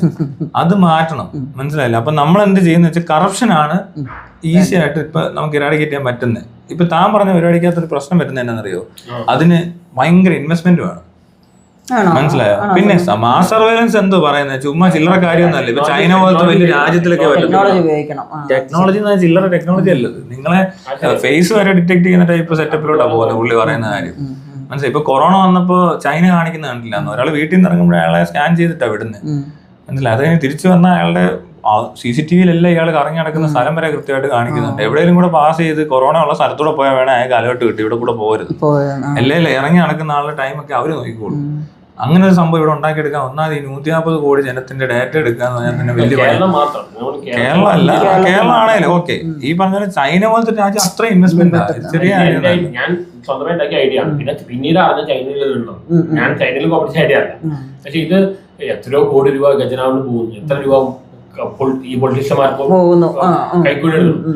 പക്ഷെ ഒരു പ്രോബ്ലം ഉണ്ട്, പ്രാക്ടിക്കൽ പ്രോബ്ലം ഉണ്ട്. ഇത്രയും വലിയ കൺട്രിയിൽ ബുദ്ധിമുട്ടുണ്ട്. പിന്നെ ഒരു കാര്യം പറഞ്ഞാല്, അത് വരുന്നതിന് മുമ്പേ നമുക്ക് കുറച്ച് കാര്യങ്ങൾ ചെയ്യാനുണ്ട്. അതൊന്നും നമുക്ക് ഇവിടെ ഡയറക്ടർ ഉണ്ടെന്ന് പറയാം, സർവൈലൻസ് വെച്ച് എന്തോ പറ്റിയെന്ന് അറിയില്ല. ഒരു ദിവസം പെട്ടെന്ന് എല്ലാവരും അങ്ങ് ക്രിമിനലായി പോകും, അല്ലേ? സകലരെയും പിടിച്ച് ജയിലിടേണ്ടി വരും. കുറച്ചൊന്നും അല്ല ആൾക്കാർ കിടന്ന് കാണിക്കുന്ന ഇവിടെ. ചുമ്മാ നീ വഴി കൂടെ പോയി താൻ ഓടിക്കത്തില്ലേ, താൻ ഇങ്ങനെയൊക്കെ പോയാൽ തന്നെ അത് വെറുതെ ഫോട്ടോ എടുത്തിടും. ഡേറ്റ നിറഞ്ഞിട്ട് കേരളത്തിലൊക്കെ നിറയും. ഇപ്പൊ ഒരു ഡ്രഗ്സ് കേസ് വന്നാൽ തന്നെ ഈ ഡ്രഗ് ലിബറലൈസ് ചെയ്യാൻ ചെയ്യണ്ട, ആണ് DH സെന്ററിൽ കൊണ്ടുപോയിട്ട് ട്രീറ്റ് ചെയ്യാം. അത് ചെയ്യുന്നില്ല. ഒരുപാട് ക്രൈം നടക്കുന്നുണ്ട്, അവര് പണിഷ് അല്ല ചെയ്യണ്ട. ക്രിമിനൽസ് പറയുന്നത് മാനസിക രോഗികളാണ്, അവർക്ക് ട്രീറ്റ്മെന്റ് കൊടുക്കേണ്ടത്, അല്ലാതെ അവര് പണിഷ് അല്ല ചെയ്യണ്ട. അതുകൊണ്ട് ചെയ്യുന്നില്ല. അങ്ങനെയല്ല, ഞാൻ പറഞ്ഞത് തിരിച്ചു പറയും. ക്രിമിനൽസ് എന്ന് പറഞ്ഞാൽ മാനസിക രോഗികളാണെന്ന് പറഞ്ഞില്ലേ? ഈ മാനസിക രോഗികളെ അപ്പൊ ആദ്യം കണ്ടെത്തണ്ടേ? അതെ, മാനസിക രോഗികളെ കണ്ടെത്തിയിട്ട് വേണമല്ലോ ട്രീറ്റ് ചെയ്യാൻ. അവരെ കണ്ടെത്തി കഴിഞ്ഞാൽ ക്രൈം നടക്കുന്നില്ലല്ലോ, നടക്കുന്നില്ല. ഇവരുടെ ഒരു ടെൻഡൻസി അല്ലെ, ഇവരുടെ അക്രമവാസന എന്ന് പറഞ്ഞ സാധനം കൊച്ചു നാളെ തൊട്ടേ ഉണ്ട്. ഇനി അഥവാ അതിന് പാരന്റിങ് ഇഷ്യൂസ് ആണെങ്കിൽ ആ വീട് നമ്മൾ മോണിറ്റർ ചെയ്താൽ കിട്ടും. ഇവിടുത്തെ ഒരു സ്കൂളിൽ നിന്ന് ഇത് പെട്ടെന്ന് അറിയാൻ പറ്റും. ഇവ ഈ കുട്ടി എന്തുകൊണ്ട് ഇങ്ങനെ ബിഹേവ് ചെയ്യുന്നത് വെച്ചാൽ അതിനെ അങ്ങ് വഴക്ക് പറഞ്ഞ് അതിനെ അവരിട്ട് അടിക്കുന്ന കാലം നമ്മുടെ കാലം. ഇപ്പൊ കുറച്ചുകൂടെ മാറിയിട്ടുണ്ട്, അത് മാറിയിട്ട് നേരെ വീട്ടിൽ ചെന്ന് അന്വേഷിക്കുക. അപ്പൊ അതിന്റെ അന്തരീക്ഷത്തിൽ എന്തെങ്കിലും പ്രശ്നമുണ്ടോ, ഇനി മെഡിക്കലി ഒരു കണ്ടീഷൻ ആണെങ്കിൽ ഓക്കെ, അതിന് ട്രീറ്റ്മെന്റ് സ്റ്റാർട്ട് ചെയ്താൽ അത് ചിലപ്പോൾ കുറച്ച് ഈ പഠിച്ചു വരുന്ന കാലഘട്ടം ചിലപ്പോൾ ഒരു 10 വർഷമൊക്കെ ആയിരിക്കും ട്രീറ്റ്മെന്റ് വേണ്ടത്. ആ ബുദ്ധി ഉറയ്ക്കുന്ന പോലത്തെ ഒരു പരിപാടി നടക്കും. ഇപ്പൊ നിങ്ങളിപ്പോ അബ്നോർമലാണ് എന്നുവെച്ചാൽ ഒത്തിരി ആയിട്ടില്ല, ഒരു പരുവത്തിൽ നിൽക്കുവാണെങ്കിൽ ഇത് ട്രീറ്റ് ചെയ്ത് ഇതിനെ സബ്മിസ് ചെയ്ത് ഇങ്ങനെ കൊണ്ടുപോയി ഒരു 10 വർഷം കഴിയുമ്പോൾ ഇത് അങ്ങ് നോർമലാവും. ട്രീറ്റ്മെന്റ് എടുത്തില്ലെങ്കിൽ എന്താ വെച്ചാൽ മറ്റേ സാധനം അങ്ങ് കയറിപ്പോകും. നിങ്ങളെ അബ്നോർമാലിറ്റി കൂടി കൂടി കൂടി കൂടി പലയിടത്ത് റിജക്ഷൻ വരും, നിങ്ങളെ ഹരാസ് ചെയ്യപ്പെടും, അല്ലെങ്കിൽ ഇങ്ങനെ പല സ്ഥലത്തുനിന്ന് മാറ്റി നിർത്തപ്പെടും. ഇതൊന്നും ഇല്ലാതെ ഇയാൾ നോർമൽ ലൈഫിൽ സാധാരണ കുട്ടികളോട് കളിച്ചു വളരുന്ന രീതിയിൽ തന്നെ കൊണ്ടുപോകാൻ പറ്റും. ഒരു മെന്റൽ ഇപ്പൊ ADHD പോലത്തെ സാധനങ്ങൾ അങ്ങനെ മാനേജ് ചെയ്യുന്നത്. അപ്പൊ ഇത് നടത്തുന്നില്ല പലയിടത്തും. ഇപ്പൊ കാശുള്ള വീട്ടിലെ കൊച്ചിന് അത്രയും പ്രശ്നം വരത്തില്ല. ഇത് തീരെ കോളനിയോ അങ്ങനത്തെ വല്ല പാവപ്പെട്ട ആൾക്കാർ, കോളനി എന്ന് പറയണ്ട, പൈസ കൊണ്ട് കുറവുള്ള ആളുകളാണെങ്കിൽ അവരെ ആരും ശ്രദ്ധിക്കുന്നില്ല. നമ്മുടെ ഗവൺമെന്റ് അത് നോക്കുന്നൊന്നുമില്ല. അവർക്ക് ഈ ട്രീറ്റ്മെന്റും കിട്ടത്തില്ല, ഇവർക്ക് കുഴപ്പമുണ്ടോന്ന് അറിയത്തില്ല. ഇവരുടെ ചുറ്റുപാടിൽ നിന്ന് ഇവർക്ക് കിട്ടുന്നതോ സോഷ്യലി തന്നെ അടിച്ചമർത്തപ്പെട്ടതും, അല്ലെ ഒരു മോശക്കാരനെ പോലെ തന്നെ നേരിട്ട് കാണുമ്പോൾ തന്നെ അപ്പിയറൻസിൽ ഒരു സുഖമില്ല, കറുത്തിരിക്കുന്നു, അല്ലെ കയ്യിൽ കൊടുത്തോണ്ട് നടക്കുന്നു, ഇങ്ങനെയൊക്കെ പറയുമ്പോൾ അവരെ ഓൾറെഡി വേണേൽ മാറ്റി നിർത്താൻ പറ്റും. അതിന് കുറച്ച് പ്രശ്നമുള്ളതാണെങ്കിലോ അതിനെ കയറി പിന്നെ പോലീസുകാരെല്ലാം കൂടെ അവനെ കയറി ഇടിക്കാനും 100 പേരാ. ഇവൻ സാധാരണ ഗതിയിൽ ഇപ്പുറത്ത് കിടന്ന് ഈ കാശുള്ളവൻ കാണിക്കുന്ന അത്രയും കുന്തളിപ്പൊന്നും അവൻ കാണിക്കുന്നുണ്ടാകത്തില്ല. പണിഷ്മെന്റ് എല്ലാം കൊടുക്കണ്ട, അവർക്ക് ട്രീറ്റ്മെന്റ് കൊടുത്തിട്ട് അവർ നോർമൽ ആക്കുക, അതാണ് ചെയ്യുന്നത്. എന്നാൽ ഈ രീതിക്ക് മാറിക്കഴിഞ്ഞാൽ എന്ത് പറ്റുമെന്ന് വെച്ചാൽ ഇപ്പൊ സ്കൂളിൽ നിന്ന് കണ്ടെത്തുക. അപ്പൊ നമ്മൾ ഈ പറഞ്ഞ പോലെ ഇപ്പോഴത്തെ മെയിൻ ആൾക്കാരില്ലേ, മറ്റേ കേസിൽ പ്രതിയായി മറിച്ച കേസിൽ പ്രതിയായെന്ന് പറഞ്ഞാൽ ഈ സിനിമയിലുള്ളവരും മറിച്ചവരൊക്കെ കൊച്ചിലെ തന്നെ ട്രീറ്റ്മെന്റ് കിട്ടി. ചിലപ്പോൾ സിനിമാടം പോലും ആകത്തില്ല, വേറെ ഏതെങ്കിലും ഫീൽഡിലായിരിക്കും ആൾ നിൽക്കുന്നത്. ഇതുപോലത്തെ ഏരിയയിൽ എത്തത്തില്ല. ADHD ഒക്കെ പലർക്കും ഉണ്ടാവും. അങ്ങനെ അതാ പറഞ്ഞേ, ട്രീറ്റ്മെന്റ് കിട്ടാതെ വന്ന ADHD പേഷ്യൻസ് ഒരു സാധനം, ഒരു കൂട്ടർ വേറെ എന്തൊക്കെയോ പേഷ്യൻസ്, ഇതെല്ലാം കൂടെ കറങ്ങി ഇവിടെ വരുമ്പോ ഉണ്ടല്ലോ, ലാസ്റ്റ് ഇവർ ക്രിമിനലായിട്ട് ഈ ലോയ്ക്ക് അടി വരുമ്പോ ഇവരെല്ലാം ക്രിമിനലായിട്ട് ട്രീറ്റ് ചെയ്ത് ജയിലിൽ കൊണ്ടിട്ട് അവിടെ ഇട്ട് വെറുതെ കൊണ്ടിരുത്തി കറക്കി അകത്തുനിന്ന് ഇവൻ അതിലും വലിയ ക്രിമിനൽസുമായിട്ട് സെയിം മെന്റാലിറ്റി ഉള്ള ആൾക്കാരായിട്ട് കണക്ട് ചെയ്ത് ഇവിടെ വേറെ രസം നടക്കുന്നുണ്ട്. നമ്മൾ ഡി അഡിക്ഷൻ സെന്റർ ഇല്ലേ, അവിടോട്ട് മദ്യപാനികളെ ഒന്ന് വിട്ടു നോക്ക്, തിരിച്ചു വരുമ്പോ ഇവന്മാരൊരു 10 എണ്ണം കൂടെ വരുന്നത്. ഇവിടെ ട്രീറ്റ്മെന്റിന് വന്ന 10 പേര് കമ്പനിയായി, ഇവന്മാര് പിന്നെ ഒന്നിച്ച് കള്ളു കുടിക്കുന്ന ഞാൻ കണ്ടിട്ടുണ്ട്. അപ്പൊ ഈ പുള്ളികൾ പിന്നെ കമ്പനിയായി. നമ്മൾ ബാക്കിയുള്ളവർ ഒഴിവാക്കിയാൽ പോലും മനസ്സിലായി. നമ്മളിപ്പോ വേറെ ചുറ്റുപാടുള്ള നമ്മുടെ കൂട്ടുകാരനാന്ന് വിചാരിക്കുക, നമ്മൾ പറഞ്ഞാൽ ഇവനോട് കള്ളു കുടിക്കത്തില്ലെന്ന് തീരുമാനിച്ചു, അല്ലെ നമ്മളിനി അടിക്കുന്ന കണ്ട വേണ്ട, അല്ലെ 2 നിർത്ത് എന്ന് പറയുന്നൊരു സാധനം അവനോട് പറഞ്ഞിട്ട് കാര്യമില്ല. കാരണം എന്നാ, അവൻ പുറത്തുനിന്ന് കൊണ്ടുവന്നിട്ടുണ്ട് ഇപ്പൊ പുതിയ ആളെ. നമ്മൾ നോക്കുമ്പോ അവര് കമ്പനി അടിക്കുന്നു. ഈ ഡ്രഗ്സ് ആയ ആൾക്കാരല്ല, കൺട്രോൾ ചെയ്ത് ഉപയോഗിക്കാൻ കഴിവുള്ള ആൾക്കാരുണ്ട്. അത് വളരെ കുറച്ച് ആൾക്കാരാണ്. ബാക്കി ഇപ്പൊ പല ക്രിയേറ്റീവ് ആൾക്കാർ വയലാറാകുമ്പോൾ കണ്ടുപിടിച്ചിട്ടാണ് ഇവർക്ക് ഈ ഇതെല്ലാം സ്റ്റിമുലേഷൻ ആശയമാണ്, ക്രിയേറ്റിവിറ്റിയാണ്. ഡ്രഗ്സ് ആയാലും ഒരു പരിധി വരെ, ഡ്രഗ്സ് ആയാലും സെക്സ്വാലിറ്റി ആയാലും ആൽക്കഹോൾ ആയാലും ഇതെല്ലാം. അതുകൊണ്ട് സിനിമ ഫീൽഡ് ഇത്ര വ്യാപകമാണ്. ഇത് സ്റ്റിമുലേഷൻ ആണ്, അത് ക്രിയേറ്റിവിറ്റി ഭാഗമാണ്. ഷെർലക് ഹോംസ് ഏരിയ ആളുള്ള ഡ്രഗ്സ് കഴിക്കുന്ന ആളെ. പക്ഷെ അത് കുറച്ച് പേർക്ക് കൺട്രോൾ ചെയ്യാൻ പറ്റും, എല്ലാവർക്കും പറ്റില്ല. ആ കൺട്രോൾ ചെയ്ത് മാത്രം ഉപയോഗിക്കണം, ബാക്കിയുള്ളവർ ഉപയോഗിക്കാൻ പാടില്ല. ചിലർ മദ്യം കൺട്രോൾ ചെയ്ത് കുടിക്കുന്നവരുണ്ട്, അല്ലെങ്കിൽ ഡ്രഗ്സ് കൺട്രോൾ ചെയ്ത് ഉപയോഗിക്കണം. അല്ലാത്തവർക്ക് അത് പറ്റില്ല. കുറച്ച് ശതമാനം 2% 3% ആൾക്കാർക്കേ പറ്റുള്ളൂ. അതിന് കാരണം എന്താ വെച്ചാല്, ഈ പറഞ്ഞ പോലെ നമുക്ക് ചെറുപ്പത്തിലെ നമ്മുടെ ആ മെന്റൽ കണ്ടീഷൻ എവിടെ വരെ ഉണ്ട്, എന്തിനൊക്കെ കേപ്പബിൾ ആണ്. ഈ IQ മാത്രമേ ഇവിടെ നോക്കത്തുള്ളൂ. EQ എന്ന് പറഞ്ഞ സൈഡ് കൂടെ ഉണ്ട്, അതിനെ നോക്കണം. പിന്നെ അതുപോലെ തന്നെ ഇയാൾക്ക് അബ്നോർമാലിറ്റീസോ ലേണിംഗ് ഡിസബിലിറ്റീസോ അങ്ങനെ എന്തെങ്കിലും ഉണ്ടോ എന്ന് ചെക്ക് ചെയ്യണം. ഇവിടെ നമ്മൾ ഡിസബിലിറ്റി എന്ന് പറയുമ്പോൾ ഒന്നെങ്കിൽ അംഗവൈകല്യം പോലത്തെ ഫിസിക്കൽ ഡിസബിലിറ്റീസിനെ പറ്റി എല്ലാവരും ചിന്തിച്ചിട്ടുള്ളൂ. ആദ്യമായിട്ടാണ് ഈ ഒരു കാലഘട്ടത്തിൽ ഈ ADHD പോലത്തെ സാധനങ്ങളോ അല്ലെങ്കിൽ മെന്റൽ ഡിസബിലിറ്റീസോ ഇങ്ങനത്തെ കാര്യങ്ങളെ പറ്റി ചിന്തിക്കുന്നത്. ഇന്നത്തെ തലമുറയിലാണല്ലോ ഇത് കൂടുതൽ. നിങ്ങൾ ഇങ്ങനെ ഓരോ കാര്യങ്ങൾ പറഞ്ഞു, എന്തുകൊണ്ട് പഴയ തലമുറയിൽ ഇത് ഇവിടെ നമ്മൾ ഡോക്ടർ സൈക്കോളജിസ്റ്റ് സൈക്കാട്രിസ്റ്റ് വെക്കുന്ന ആൾക്കാർ ഒരാൾക്ക് പ്രാന്ത് എന്ന് പറഞ്ഞാൽ എന്താണ്, അയാളുണ്ടാക്കിയതാണ്. അവർ ഇൽട്രീറ്റാ ചെയ്യുന്നത്. അല്ല, അതാണ് ഇവിടെ നടക്കുന്നത്. ഇൽട്രീറ്റാ ചെയ്യുന്നത്. ഒരാള് ഇപ്പൊ ബുദ്ധി കുറഞ്ഞു പോകണമെങ്കിലോ മാനസിക രോഗമാണ്, അയാളുടെ കുഴപ്പം കൊണ്ടല്ല. അപ്പൊ അവര് അങ്ങനെയല്ല ഡീൽ. ഇപ്പൊ ഈ സാധാ അസുഖങ്ങൾ പോലും പ്ലേസ്മെന്റ് എഫക്റ്റ് ഉണ്ട്. ഈ സാധാ ക്യാൻസർ സർവേ ഇന്നസെന്റുള്ള ക്യാൻസർ കുറെ ചെയ്യാൻ കാരണം പോസിറ്റീവ് ആറ്റിറ്റ്യൂഡ് കാരണം. സൈക്കാട്രിക് ഡിസീസിൽ അത് വളരെ ഇമ്പോർട്ടന്റ് ആണ്. ഹ്യൂമാനിറ്റി ആസ്പെക്ട് മരുന്നുകൊണ്ട് മാത്രം കാര്യമില്ല.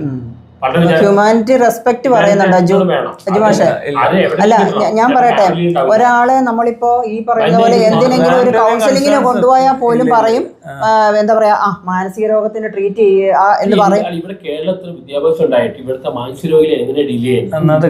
ഒരാൾ ഭ്രാന്തൻ അറിഞ്ഞാൽ അവന് ഉപദ്രവിക്കുക, മധുവിനാളെ അയാളെ ഉപദ്രവിക്കുക. ഇവിടെ ഇത്രയും വിദ്യാഭ്യാസം ഉണ്ടായിട്ട് കുട്ടികളെ മനസ്സിലാവുന്നില്ല. ഇതിന്റെ ട്രീറ്റ്മെന്റ് മരുന്ന് അയച്ചുകൊണ്ട് മാത്രം കാര്യമില്ല.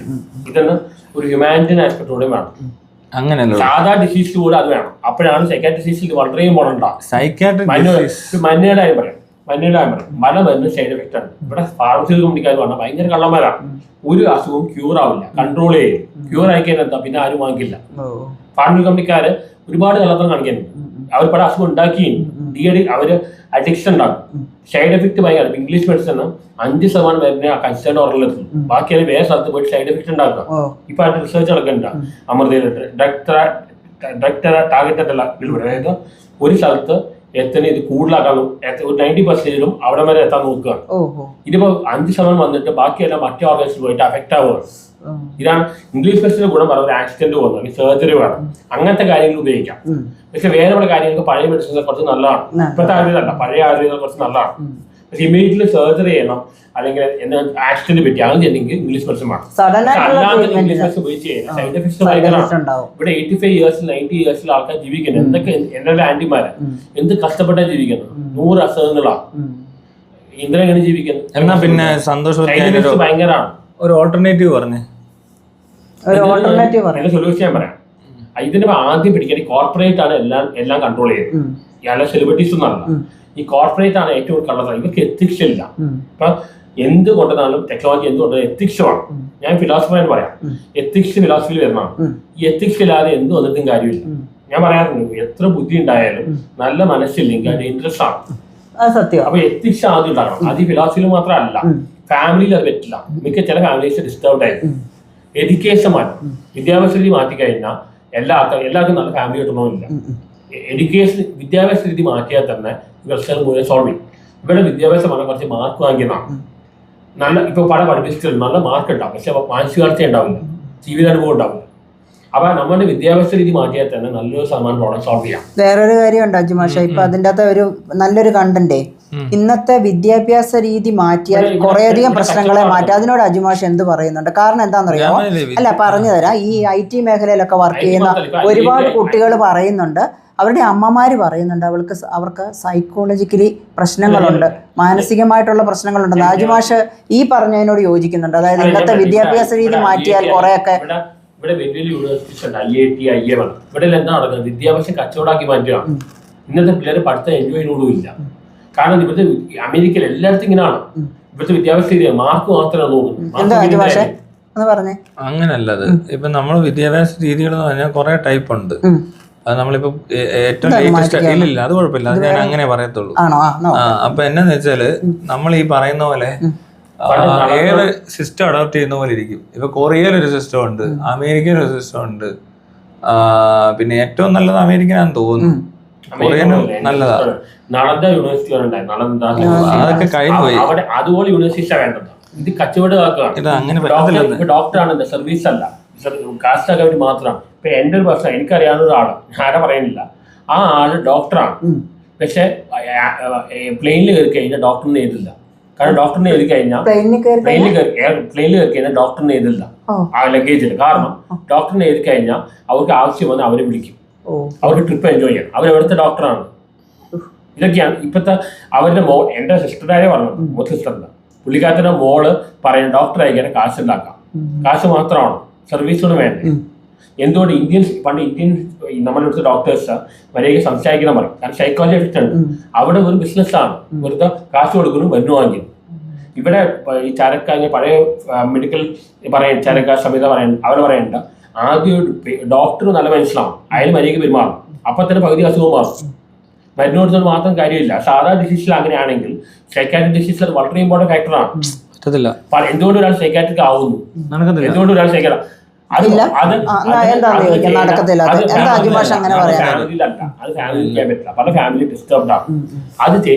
എന്തുകൊണ്ടാണ് ഇന്നത്തെ കാലത്ത് ഫാമിലി ഡിസ്റ്റർബ്ഡ് ആകുന്നത്? താൻ ക്യാൻസർ സർവൈവർ അല്ലേ, താൻ ഈ ക്യാൻസറിന് ട്രീറ്റ്മെന്റ് എടുക്കുന്നു. അപ്പോ വീട്ടിൽ സാമാന്യ സാധനമൊക്കെ ഉള്ളൂ. അത് സൗകര്യങ്ങൾ വേറെ ആയിരിക്കും, ആൾക്കാരുടെ മെന്റാലിറ്റി വേറെ ആയിരിക്കും, പല വീട്ടിലും പലതായിരിക്കും. പക്ഷേ ഒരു കാര്യം പറയാം, നമ്മുടെ വിദ്യാഭ്യാസ രീതിയില്ല, ബുദ്ധി വികസിക്കുന്നുണ്ട്, പക്ഷെ ഹൃദയം നല്ല മനസ്സിലാക്കാൻ നോക്കുന്നുണ്ട്. ബുദ്ധി മാത്രമേ ഇത് നല്ല മനസ്സിലാക്കാൻ നോക്കണം. അതിന് ഈ നല്ല മനസ്സുണ്ടാക്കാൻ നോക്കണമെങ്കിൽ നല്ല മനുഷ്യനാകണം. നല്ല മനുഷ്യനായി മാത്രമേ നല്ല ഹൃദയം ഉണ്ടാവും. ആൾക്കാർ പഠിക്കുന്ന സയൻസ്, ടെക്നോളജി, എഞ്ചിനീയറിംഗ്, മാത്സ് ഇത് മാത്രം പഠിച്ചു കഴിഞ്ഞാൽ നല്ല മനസ്സിലാവില്ല. ഹ്യൂമാനിറ്റീസാണ് ഇവിടുത്തെ ആൾക്കാർക്ക്, ഹ്യൂമാനിറ്റീസോട് പുച്ഛമാണ്. വേറെ പല സബ്ജക്റ്റില് സോഷ്യോളജി അത് ആരും പഠിക്കില്ല, കേരളത്തിൽ ഇത് നാണക്കേടാണ്. ഹ്യൂമാനിറ്റീസ് പഠിച്ചാൽ മാത്രമേ ഒരു മത്സരത്തിൽ വരൂ, അല്ലാതെ ഈ ടെക്നോളജി മാത്രം പഠിച്ചിട്ട് കാര്യമില്ല. ഇപ്പൊ പറഞ്ഞ ഞാനൊരു ക്യാൻസർ സർവൈവർ ആണ്. ഓരോ വീട്ടിലെ ആറ്റിറ്റ്യൂഡ് വേറെ, അതെനിക്ക് മനസ്സിലായില്ല. സാഹചര്യവും വേറെ ആയിരിക്കും. എന്റെ വീട്ടിൽ AC ഉണ്ടാവും, ചിലപ്പോൾ തനിക്ക് ഇവിടെ ഹൈജീൻ കൂടുതലായിരിക്കും, ഒക്കെ ഓക്കെയാ. പക്ഷെ മിനിമം വേണ്ട സാധനങ്ങളുണ്ട്. മിനിമമായിട്ട് വേണ്ടത് നല്ല ഹൈജീനിക് എൻവയൺമെന്റ്, നല്ല ഫുഡ്, പിന്നെ ട്രീറ്റ്മെന്റും. സെക്കൻഡ് പാർട്ട് എന്ന് പറയുന്നതാണ് ഈ പറഞ്ഞ സൈക്കോളജിക്കൽ സപ്പോർട്ട്, അതായത് ഫാമിലിയുടെ സപ്പോർട്ട്. കുത്തുവാക്കുകൾ പറഞ്ഞില്ല, വിഷമിച്ചില്ല എന്നൊക്കെ പറയുന്നത്. ഈ പറയുന്ന സംഭവം രണ്ട് രീതി തോന്നാം. ഒന്നെന്ന് പറഞ്ഞാൽ ശരിക്കും ഒരു കുത്തുവാക്കാണോ പറയുന്നതെന്നുള്ളതാണ്. ഇപ്പൊ തന്നെ ട്രീറ്റ് ചെയ്യുന്നത് തനിക്കൊരു മെന്റൽ പ്രശ്നം ഉണ്ടാവുക, തനിക്ക് ഈ ട്രോമ അങ്ങനത്തെ കാര്യങ്ങളെല്ലാം, ഇപ്പോഴത്തെ പെയിൻ, മെഡിസിന്റെ സൈഡ് എഫക്ട്സ്, ഹോർമോണൽ ചേഞ്ചസ്, ഇതുകൊണ്ടൊക്കെ തനിക്ക് പലതും തോന്നിയെന്നിരിക്കും. അതിനെ മാനേജ് ചെയ്യാൻ വീണ്ടും സൈക്കാട്രിക് മെഡിസിൻ സപ്പോർട്ട് വേണ്ടി വരും. ആ സൈക്കാട്രിക് മെഡിക്കൽ സപ്പോർട്ട് കിട്ടിക്കഴിഞ്ഞാൽ തനിക്ക് ശരിക്കും പറഞ്ഞാൽ അപ്പുറത്തേക്ക് ആൾ ബാധിക്കത്തില്ല. ഇപ്പൊ ഇടിമിന്നല് തനിക്ക് നിർത്താൻ പറ്റുമോ? ഇല്ല. പക്ഷെ തനിക്ക് ഇടിമിന്നലിനെ പേടിയാണ്, പ്രതിരോധിക്കാൻ പറ്റും, ഒന്നും ചെയ്യാൻ പറ്റത്തില്ല. അല്ല, നമുക്ക് മുറിക്കകത്ത് കയറിയിരിക്കില്ല. നീ ഒരു മിനിറ്റ് അങ്ങനൊന്നുമില്ല. പോസിറ്റീവ് ആൾക്കാർ സർവൈവ് ചെയ്യും. ഇല്ല, ഫാക്ടർ അറിയോ? അല്ലല്ല, ഇന്നസെന്റ് പറയുന്ന ആള് തമാശ പറഞ്ഞ് നടന്നുകൊണ്ടാണ് ആ ഗംഗാധർ ഡോക്ടർ പറഞ്ഞിട്ടുണ്ട്. പ്ലേസ്മെന്റ് സൈക്കോളജി ആസ്പെക്ട് ആണ്, അത് സാധാ ഡിസീസ് പോലും ഉണ്ട്. സന്തോഷ് മാഷ് പറഞ്ഞ എന്താണെന്നറിയോ? അല്ല, ഈ മെഡിസിനെക്കാട്ടിലും വേണ്ടത് ചിലപ്പം ആത്മധൈര്യമാണ് എന്നായിരിക്കാം. ആത്മധൈര്യം ഉണ്ടാക്കാൻ പറ്റും മെഡിസിനോ? ഞാൻ നേരത്തെ ചോദിച്ചില്ലേ, താനിപ്പോ വ്യക്തികളിലേക്ക് ഇത് പറയുന്നത്. ഇതിപ്പോ നിങ്ങൾക്ക് പട്ടി ഓളിയിടുന്ന കേട്ടാല് പ്രശ്നമുള്ള ഒരാളാന്ന് വിചാരിക്കുക, മൂങ്ങാരയുന്നേട്ട പ്രശ്നമാണെന്ന് വിചാരിക്കുക, മഴ പെയ്യുന്നതും കാറ്റടിക്കുന്നതും ഇടിമിന്നലും പ്രശ്നമാണെന്ന് വിചാരിക്കുക. അപ്പോൾ തൻ്റെ വീട്ടുകാർ തന്നെ സപ്പോർട്ട് ചെയ്താലോ തൻ്റെ ചുറ്റുപാടും ഈ സാധനം തടയാൻ പറ്റത്തില്ല. തനിക്ക് പറയാൻ പറ്റും തൻ്റെ അപ്പൻ ഇങ്ങനെ ഇടപെടരുത്, അമ്മ ഇങ്ങനെ ഇടപെടരുത്, അത് വേറൊരു വ്യക്തിയാണല്ലോ. അല്ല അജുമാഷേ, ഈ പറഞ്ഞ സാധനങ്ങളൊക്കെ നമുക്ക് പേടിയാണെന്ന് വെച്ചോ. അപ്പൊ ആ പേടിയാണെങ്കിൽ എന്നെ സംബന്ധിച്ച് ഞാൻ എന്ത് ചെയ്യുന്ന വെച്ചാൽ അത് കൂടുതൽ കേൾക്കാതിരിക്കും. അടച്ചറപ്പുള്ള മുറിക്കകത്ത് നമ്മൾ കയറിയിരിക്കുക ആ ഒരു ടൈം വരെ. അത് മാത്രമല്ല, ഞാൻ പറയാം, അതിന് ഇടിമിന്നലിന് അപ്പൊ തന്നെ അത് എല്ലാവർക്കും പേടിയില്ല. എല്ലാവർക്കും പേടിയില്ല.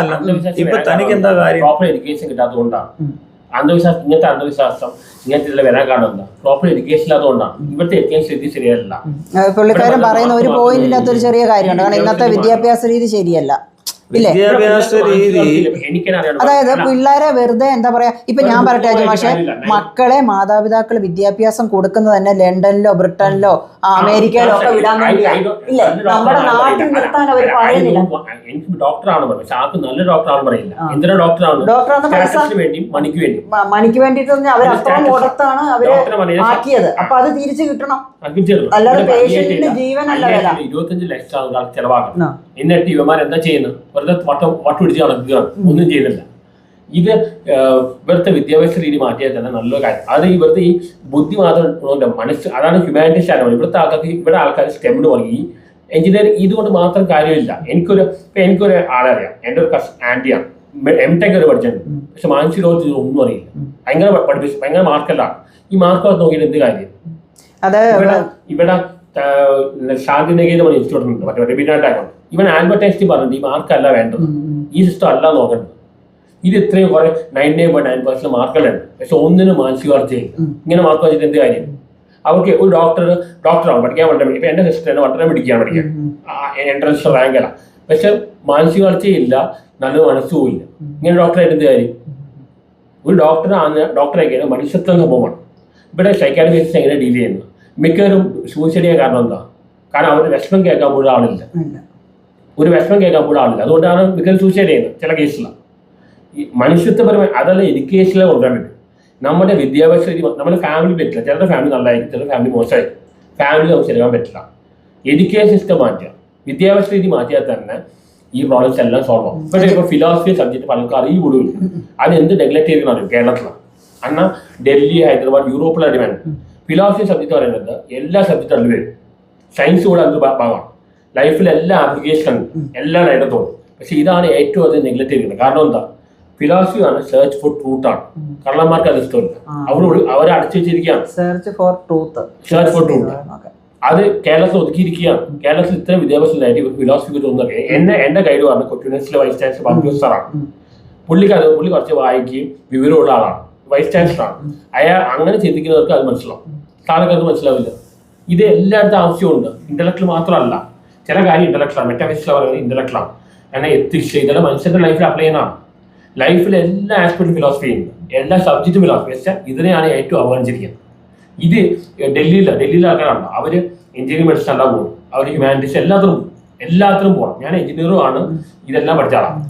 കുറച്ചുകൂടി മലയാളികളുടെ മനസ്സ് കുറച്ചുകൂടി വിശാലമാണ്. ഇവിടെ എല്ലാവർക്കും 10ാം ക്ലാസ്സിൽ വിദ്യാഭ്യാസമുണ്ട്, ലിറ്ററസി ചെയ്യുന്നു, പക്ഷെ ആരും കാര്യങ്ങൾ വിശകലനം ചെയ്യുന്നില്ല. കേരള പ്രാന്താലയം പറഞ്ഞില്ല. ഇവിടെ മാനസിക രോഗം എന്ത് മോശമായിട്ട് ഡീൽ ചെയ്യുന്നത്? ഒരാൾക്ക് മാനസിക രോഗം ഉണ്ടെങ്കിൽ അയാളെ അടിച്ചമർത്തുക, എന്തൊക്കെയാണ് ചെയ്യുന്നത്? ഒരാളെ കളിയാക്കി നശിപ്പിച്ചു കളയാം. ഇങ്ങനെ എന്തൊക്കെ പ്രോബ്ലംസ് നമ്മുടെ കേരളത്തിലുണ്ട്. ഇതൊന്നല്ല ഇവിടെ ചർച്ച. ഇവിടെ ചർച്ച മോഹൻലാല് എമ്പുരാൻ സിനിമയ്ക്ക് ഇത്ര പോസ്റ്റ് എടുക്കേണ്ട ആവശ്യമില്ല. അവർക്ക് ആശയം നമുക്ക് എന്ത് കിട്ടി? എമ്പുരാൻ സിനിമയ്ക്ക് എന്തൊരു ഇമ്പോർട്ടൻസ് കൊടുത്താൽ അവർ മാർക്കറ്റ് ചെയ്ത് അവർ കാശിലായി. നമുക്ക് എന്ത് കിട്ടി? ഇവിടെ വേറെ എന്തൊക്കെ ഇഷ്യൂസ് ഉണ്ട്, അതൊന്നും ആരും സോൾവ് ചെയ്യുന്നില്ല. സജി മാഷ അതിൻ്റെ അകത്ത് 1-2 പോയിന്റുകൾ പുള്ളി പറഞ്ഞ ഭയങ്കര ഇതാട്ടോ. അതായത് ഫിലോസഫിക്ക് ഇവിടെ ഇമ്പോർട്ടൻസ് കൊടുക്കുന്നില്ല. ഒന്ന് ഒരു നല്ലൊരു ഫിലോസഫർ എന്ന് പറയുന്നത് അല്ല, സെർച്ച് ഫോർ ട്രൂത്ത്, സത്യത്തെ അന്വേഷിക്കും. അപ്പം ഇദ്ദേഹം സത്യത്തെ അന്വേഷിക്കുന്ന ഒരു ഫിലോസഫറാണ്. കേൾക്കുന്നുണ്ടോ? നാളെ ചില്ലറക്കാരനല്ല. അപ്പൊ എന്താ വെച്ചാൽ ഇത്രയും സന്തോഷ് മാഷ് പറഞ്ഞ കുറെ കാര്യങ്ങളില്ലേ, വാല്യുബിൾ ആയിട്ടുള്ള കുറെ കാര്യങ്ങളാണ്. സൈക്കോളജി പഠിക്കണം. 8ാം ക്ലാസ് മുതൽ സൈക്കോളജി വർക്ക് അല്ലാത്തത് മനസ്സിലാക്കി മോശം ഡീൽ ചെയ്യണം. ലോ വേണം. ഇവിടെ നമ്മുടെ കോൺസ്റ്റിറ്റ്യൂഷൻ വളരെ ബൾക്കിയാണ്. ഇവിടെ പലർക്കും നിയമങ്ങൾ അറിയില്ല. ഒരാൾ ആനക്കൊമ്പ് കേസിൽ വിടാൻ കാരണം എന്താണ്? അയാൾക്ക് ആ നിയമം അറിയില്ല. അതായത് നമ്മുടെ അത്രയും ബൾക്കിയാണ്. അമേരിക്കൻ കോൺസ്റ്റിറ്റ്യൂഷൻ അവിടെ ചെറുതാണ്, എല്ലാവർക്കും അറിയാം. ഇത് അവിടെ ഇവിടെ എടുത്ത് വലിയൊരു കോൺസ്റ്റിറ്റ്യൂഷൻ ആയി. ഇത് ആർക്കും അറിയില്ല. അപ്പൊ ഇതിന്റെ ചെറുപ്പം മുതൽ ഇത് പഠിക്കണം. അവർക്ക് നിയമങ്ങൾ അറിയില്ല, എന്തൊക്കെയാ നിയമം അറിയില്ല. ചെറിയ ക്ലാസ്സിൽ പഠിക്കണം. 8ാം ക്ലാസ് പോകുന്നത്. ഓക്കെ. അപ്പോൾ എന്താ പറയാ, സമൂഹത്തിന്റെ മുമ്പിൽ എല്ലാവരും ഒരു കോമാളിയായിട്ടും ഒരു എന്താ പറയാ ഒരു വല്ലാത്ത രീതിയിലാണ് അദ്ദേഹത്തെ ട്രീറ്റ് ചെയ്തുകൊണ്ടിരുന്നത്.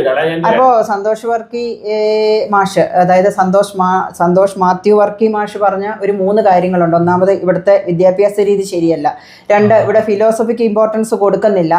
പിന്നെ സ്കൂളുകളിൽ ഹ്യൂമാനിറ്റീസ് പഠിപ്പിക്കുന്നില്ല, അത് നന്നായിട്ട് പഠിപ്പിക്കണം. പിന്നെ എന്താ പറയാ, നമ്മുടെ സ്കൂളുകളിൽ ലോയും സൈക്കോളജിയും പഠിപ്പിക്കണം. വളരെ നല്ലൊരു പോയിന്റ്. ഹൈസ്കൂൾ തൊട്ട് ലോയും ഫിലോസഫിയും പഠിപ്പിക്കണം. അപ്പോൾ ഇതിനൊക്കെ എന്താ പറയാ, നമ്മള് ഒരു വ്യക്തിയുടെ നെഗറ്റീവ് വശങ്ങൾ മാത്രമേ നമ്മുടെ സമൂഹം അല്ലെങ്കിൽ മീഡിയാസ് അല്ലെ ചാനലുകൾ കാണുന്നുള്ളൂ. അപ്പൊ ആരും കാണണ്ട മാഷെ. നമുക്ക് പറയാനുള്ള നമ്മുടെ നിലപാടല്ലേ ഇപ്പൊ ഇവിടെ വ്യക്തമാക്കിയത്. ഇപ്പൊ നിങ്ങളെ കേൾക്കാൻ ഞാനുണ്ടായല്ലോ. നിങ്ങളില് അല്ല, അവര് വിളിക്കട്ടെ. തെറി വിളിക്കുക എന്നുള്ളത് അവരുടെ ഒരു എന്താ പറയാ, അവരുടെ വ്യക്തിപരമായ കാര്യം, വിവരമില്ലായ്മയോ. പക്ഷെ ആ തെറി വിളിക്കുമ്പോൾ നമ്മൾ നമ്മുടെ ആ ഒരു പാതയിലൂടെ പോയിക്കൊണ്ടിരിക്കുന്ന നമ്മൾ സ്റ്റേൺ ആയിട്ടുള്ള ഒരു രീതി. ഇപ്പൊ നിങ്ങൾ ഇത്രയും പറഞ്ഞു, എത്രയോ വലിയ നല്ല കാര്യങ്ങൾ പറഞ്ഞു. ഇവിടെ ഒരു സൈലന്റ് ആയിട്ട് നിൽക്കുന്നുണ്ട്. അപ്പൊ ഞാൻ ഒരുപാട് കാലമായി നിങ്ങളെ ഒന്ന് നേരി കാണണമെന്നും നിങ്ങളൊരു ഫിലോസഫർ ആണെന്ന് അറിയുമ്പോൾ നിങ്ങളെ ആ സന്തോഷ് മാത്യു വർക്കിയെ കാണാനാണ് ഞാൻ വന്നത്. സന്തോഷ് മാത്യു വർക്കിയെ കാണാനാണ് ഞാൻ നല്ല മനസ്സിലാണെങ്കിൽ അതുപോലെ ഇല്ല എന്തൊക്കെ കാര്യം ഇപ്പൊ എല്ലാവരും പറയും, ഞാൻ ഒരു ഫ്രൈഡേ മാത്രമാണ് വന്നിട്ട് പോകും. ബാക്കി ദിവസങ്ങളിൽ എന്തൊക്കെയാ ചെയ്യുന്നത്? എനിക്ക് ഡോക്ടറേറ്റ് ചെയ്യണം, അമ്മയുടെ കാര്യം നോക്കണം, ഫാദർ വെച്ചിട്ട് വീട്ടിലെല്ലാം കാര്യം ചെയ്യണം. ആദ്യം അവസാനമാണ് ഫിലിം റിവ്യൂ ചെയ്യുന്നത്. ഈ ഡോക്ടറേറ്റ് കിട്ടാൻ ഇനി എത്ര ഇതൂടെ 3 years ആയി. 2 yearsോടെയാണ്. 3 years മിനിമം. 5 വർഷം വരെ സ്കോളർഷിപ്പ് കിട്ടും. മാക്സിമം എത്ര എടുക്കാം. എനിക്ക് ഫാദർ ആഗ്രഹിച്ചാണ് ഡോക്ടർ എടുക്കണം. അതുപോലെ അജു വർഗീസിനെ കാണാനാണ് ഞാനിവിടെ വന്നത്. അപ്പൊ ഇവിടെ ചെകുത്താൻ എന്നൊക്കെ പറഞ്ഞുകൊണ്ട് അദ്ദേഹത്തെ പേരിട്ട് വിളിക്കുമ്പോഴും എനിക്കൊരു ചോദ്യം അദ്ദേഹത്തോട് ചോദിക്കാം. ഞാൻ 3-4 പ്രാവശ്യം അദ്ദേഹത്തെ നേരിട്ട് കണ്ടിട്ടുണ്ട്. അപ്പോഴൊക്കെ എനിക്ക് റെസ്പെക്ട് തോന്നിയ ഒരു വ്യക്തിയാണ് അദ്ദേഹത്തെ പേഴ്സണലി. അപ്പോൾ എന്തുകൊണ്ടാണ് ഇത്ര ഇളനീര് പോലെ നല്ല മനസ്സുള്ള അയാൾക്ക് ചെകുത്താൻ എന്ന് സ്വയം പേരിടാൻ കാര്യം? ഞാൻ വേറെ സൈഡിൽ അങ്ങനെയാ.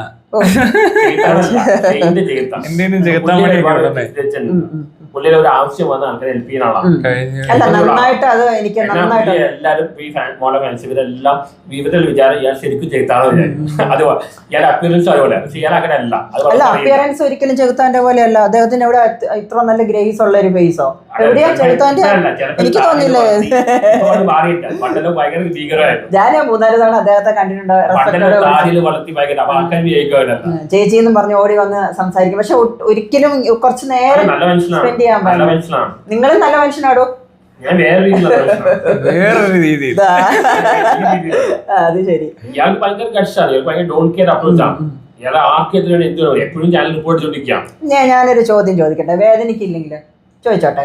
എന്തുകൊണ്ടാണ് സന്തോഷ് മാഷിന് ആദ്യ സ്ത്രീ എന്ന് പറഞ്ഞ ഒരു സ്ത്രീ, അതായത് ഇപ്പം അമ്മ ഇല്ലേ, സഹോദരി, ഇപ്പം ഞാനൊരു ചേച്ചിയുടെ സ്ഥാനത്ത്, ചേച്ചി അല്ല, എന്നെ ചേച്ചി എന്നല്ലേ നിങ്ങൾ വിളിച്ചത്, ഒരു സ്ത്രീയിൽ നിങ്ങൾ കാണുന്ന എന്താണ് യഥാർത്ഥ ഒരു സ്ത്രീ അമ്മയായിട്ടും പെങ്ങളായിട്ടും?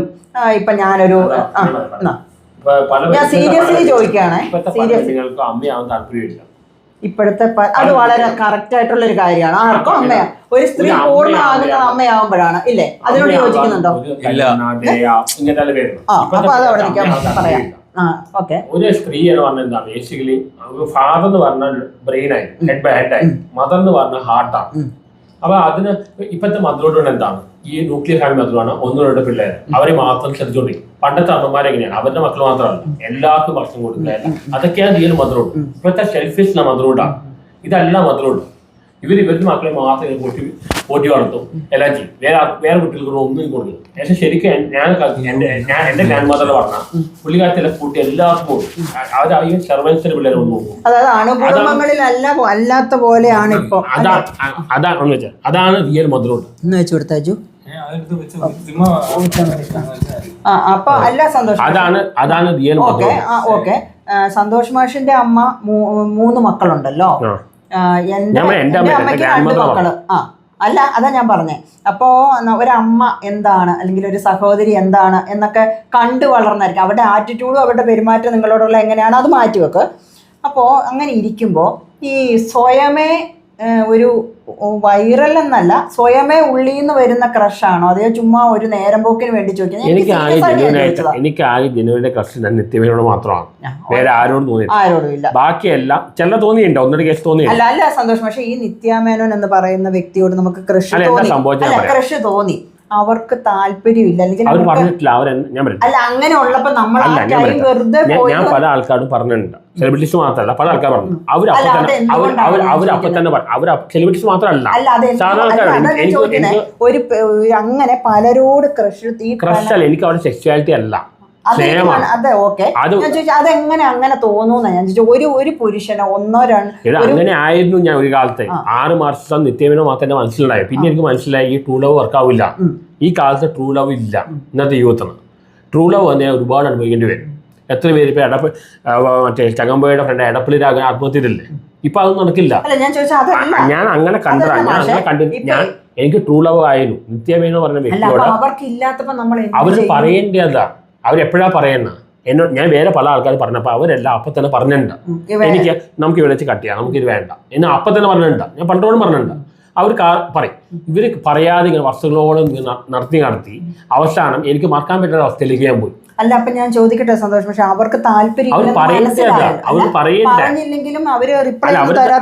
എനിക്ക് വേറെ ഒരുപാട് പേര് പറഞ്ഞിട്ടുണ്ട്, പേര് ഞാൻ പറയുന്നില്ല. അവരിൽ അപ്പത്തിന് പറയും എനിക്ക് താല്പര്യമില്ല.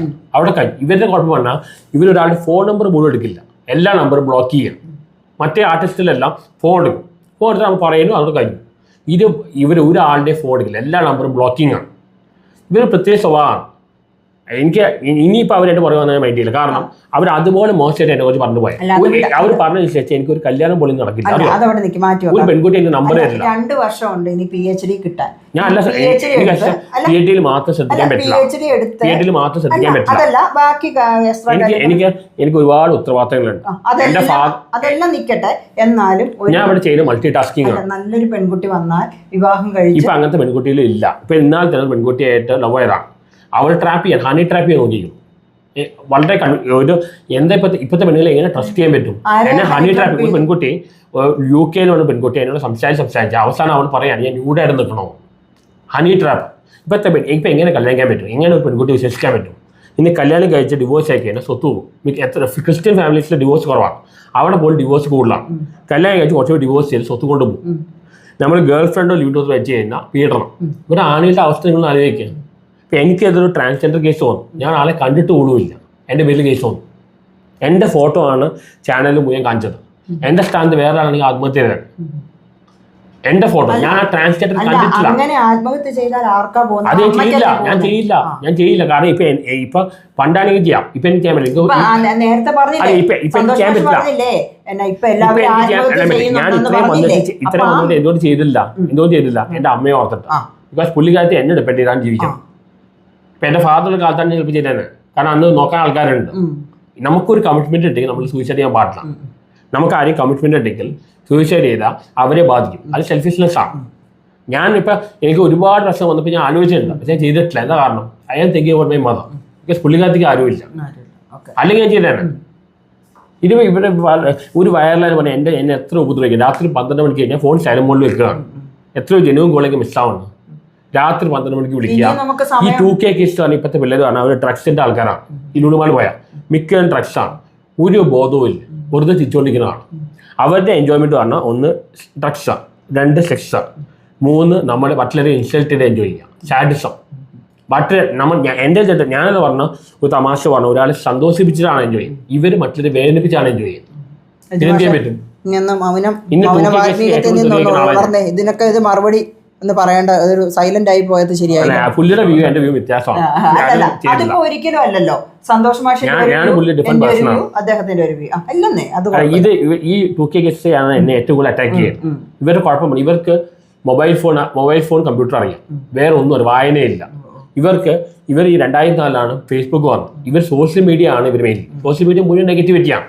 ഞങ്ങളെല്ലാം പറഞ്ഞു കഴിഞ്ഞാൽ സിനിമയും ക്രിക്കറ്റെല്ലാം കണ്ട ഇപ്പോഴത്തെ പിള്ളേർ പറഞ്ഞ ഈ കാര്യങ്ങളാണ്. ഇവർക്ക് എങ്ങനെയും ഇവർക്ക് സെക്ഷൽ ഫ്രസ്ട്രേഷൻ ഇല്ല, കാരണം ഇവർക്ക് ബോയ് ഫ്രണ്ട് ഗേൾ ഫ്രണ്ട് ആയതുകൊണ്ട് കുഴപ്പമില്ല. പക്ഷെ ഇവർക്ക് സാഡിസം ഭയങ്കരമാണ്. മറ്റൊരു വേദനിപ്പിച്ച് എൻജോയ് ചെയ്യും, ഒരാളെ കളിയാക്കി എൻജോയ് ചെയ്യും. ഇപ്പം എൻ്റെ അടുത്ത് ഫോട്ടോ എടുക്കും, ഫോട്ടോ എടുക്കണോ ഒപ്പം തന്നെ കളിയാക്കുകയും ചെയ്യും. നമ്മൾ ഫോട്ടോ കൊടുത്തിരിക്കണം, അവിടെ അടിക്കാൻ വരും. MDMA ഒക്കെയാണ് ഇപ്പം ഡ്രഗ്സ് എന്തൊരു യൂസാണ്. ഇപ്പോഴത്തെ യൂത്ത് മിക്ക ഡ്രഗ്സ് ഉപയോഗിക്കുകയാണ്.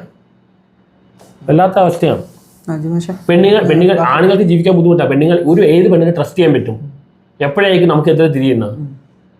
ഇന്ന് ഇപ്പോൾ ശരിയാണ്, സ്ത്രീകൾ ഒരുപാട് ഉപദ്രവിക്കുന്നത്. ഞാൻ പറഞ്ഞത് നോർത്ത് ഇന്ത്യ പോലെ സ്ഥലത്തെല്ലാം നിർഭയ കേസ് അവിടെയാണോ സിവിലൈസ്ഡ് അല്ല. അവിടെ ഒരുപാട് റൂറൽ ഏരിയാസ് ഉണ്ട്. അവിടെ സിവിലൈസ്ഡ് അല്ലാത്തതുകൊണ്ട് റേപ്പുകൾ വളരെ കൂടുതലാണ്. അതുകൊണ്ടാണ് അവിടെ ഇത്ര. പക്ഷേ ഇവിടെ അത് മിസ്യൂസ് ചെയ്യും. ഇവിടെ എഡ്യൂക്കേറ്റഡ് ആൾക്കാരാണ്, ഇവിടെ ആൾക്കാർ മിസ്യൂസ് ചെയ്യാം. ഞാൻ എത്രയോ ട്രാൻസ്ജെൻഡറിനെ കണ്ടിട്ടില്ല, അവർ എൻ്റെ പേര് കേസ് കൊടുത്തു. അവർ കേസ് കൊടുത്തു. ഇന്നാളൊരു പെൺകുട്ടിയായിട്ടുള്ള ഒരു സംസാരിച്ച് വന്നിട്ടുണ്ടെങ്കിൽ അവൾ അൺട്രാപ്പ് ചെയ്യാൻ നോക്കുക. How we can trust a woman? ഇന്ന് നിയമ സ്ത്രീകൾക്ക് അനുകൂലമാണ്. എത്ര പേരെ മുതലെടുക്കുന്നത്?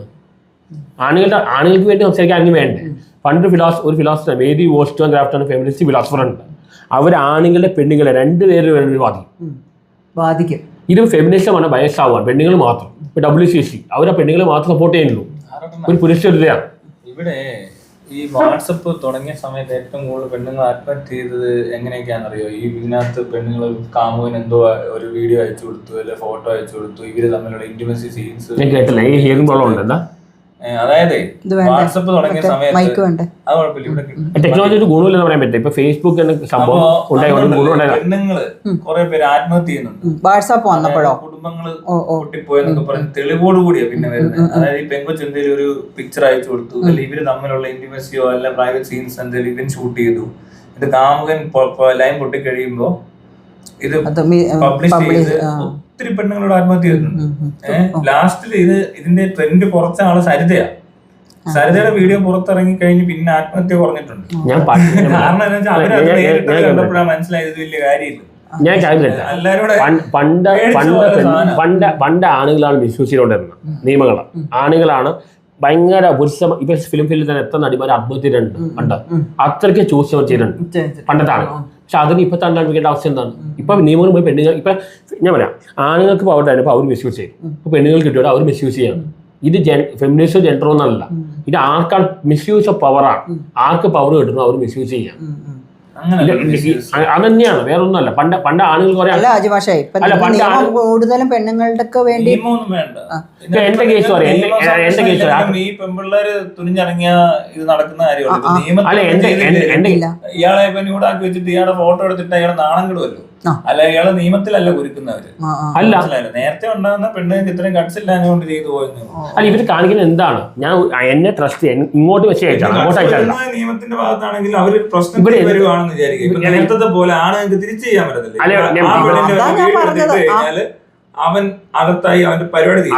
അതേസമയം ഈ ആണുങ്ങൾ ഇപ്പൊ വന്ന് ഇങ്ങനെ വന്ന ഏതെങ്കിലും പെൺപിള്ളേർ പറഞ്ഞു കേട്ടിട്ട് തുണി മറിച്ച് ചെയ്തിട്ട് അവന്റെ കാശ് പോയാലും പ്രത്യേകിച്ച് ഒന്നും നിയമപരമായിട്ടൊന്നും ചെയ്യാൻ പറ്റത്തില്ല. ഒരാളെ പറ്റിക്കപ്പെടാൻ തയ്യാറായിട്ട് അറിയാം. ഇവിടുത്തെ ലീഗൽ സിസ്റ്റം എന്താണ്? എത്ര വർഷം കൊണ്ട് കേസ് സോൾവ് ചെയ്യുന്നത്? ലീഗൽ സിസ്റ്റം എന്താണ്? ഇവിടെ പോലീസ് കറപ്റ്റ് അല്ലേ? ഇങ്ങനെ കേസിലല്ല എത്ര രൂപ അവർ വാങ്ങിച്ചിരിക്കുന്നത്? പോലീസ് കറപ്റ്റാണ്. കള്ളന്മാരെ കള്ളന്മാരെ പിടിക്കേണ്ട ആൾക്കാരാണ് ഏറ്റവും വലിയ കള്ളന്മാർ. അവരാണ് ഏറ്റവും കൂടുതൽ ക്രിമിനൽസാണ്. അവരാണ് ഏറ്റവും വലിയ കള്ളന്മാർ. ബ്രൈബ് വാങ്ങിയിട്ടില്ല.